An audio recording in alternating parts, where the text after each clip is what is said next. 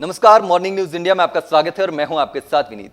आज हम बात करेंगे 2024 में राजस्थान के एक ऐसे नेता की जिनकी आवाज ने राज्य की राजनीति को एक नया मोड़ दे दिया है। आज हम बात कर रहे हैं रविंद्र सिंह भाटी की, जिनके ओरण बचाने की मुहिम ने भजन लाल सरकार को हिलाकर रख दिया। इस मामले में भजन लाल शर्मा पीएम मोदी से लेकर गौतम अडानी तक को मुसीबत में डाल दिया। इसके अलावा भी भाटी ने 2024 में 5 और बड़े मुद्दे उठाए, जिसके चलते राज्य सरकार बैकफुट पर आ गई। तो चलिए जानते हैं वो 5 बड़े मुद्दे जो सरकार की गले की फांस बन गई। सबसे पहले बात करते हैं आदिवासी मुद्दों पर सख्त रुख की। तो रविंद्र सिंह भाटी ने आदिवासी समुदाय के अधिकारों के लिए मजबूत आवाज उठाई। उन्होंने भजन लाल सरकार से मांग की कि आदिवासी क्षेत्रों में विकास के नाम पर उनके अधिकारों का उल्लंघन नहीं किया जाए। पार्टी ने आदिवासी क्षेत्रों में बेहतर शिक्षा, स्वास्थ्य और रोजगार की योजनाएं लागू करने की बात की।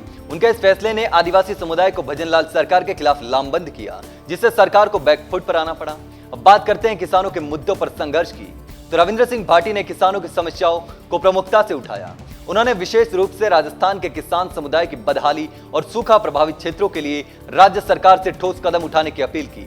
भाटी ने यह सवाल उठाया कि किसानों को जो राहत मिलनी चाहिए वह सरकार क्यों नहीं दे रही। उन्होंने किसानों को उचित कीमतें, फसल बीमा और कर्ज राहत जैसी सुविधाएं देने के लिए सरकार पर दबाव डाला। भाटी का यह कदम राजस्थान के किसानों में एक नई उम्मीद लेकर आया और सरकार के खिलाफ विरोध का माहौल पैदा कर दिया। अब बात करते हैं युवा बेरोजगार के खिलाफ आवाज उठाने की। तो रविंद्र सिंह भाटी ने युवाओं के लिए रोजगार के अवसरों में कमी को लेकर भी सरकार को घेरा।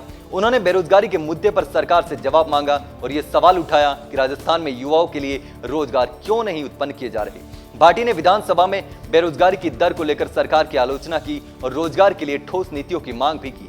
उनके इस फैसले ने युवा वर्ग को भजन लाल सरकार के खिलाफ आवाज उठाने का मौका भी दिया, जिससे सरकार की छवि को नुकसान पहुंचा। अब बात करते हैं राज्य की वित्तीय स्थिति पर। तो उन्होंने इस पर भी सवाल उठाया। रविंद्र सिंह भाटी ने राज्य सरकार की वित्तीय स्थिति पर भी गंभीर सवाल उठाए। उन्होंने कहा कि राज्य में विकास कार्यों के लिए पर्याप्त बजट क्यों नहीं दिया जा रहा और क्यों सरकार द्वारा फंड का सही तरीके से उपयोग नहीं हो रहा। भाटी ने वित्तीय अनियमितताओं का आरोप लगाया और मांग की कि राज्य के विकास के लिए सही तरीके से फंड का आवंटन किया जाना चाहिए। भाटी का यह फैसला राज्य की वित्तीय नीतियों पर न केवल सवाल खड़ा करना है, बल्कि सरकार को भी बैकफुट पर लाकर खड़ा कर दिया। अब बात करते हैं गरीबों के अधिकारों की।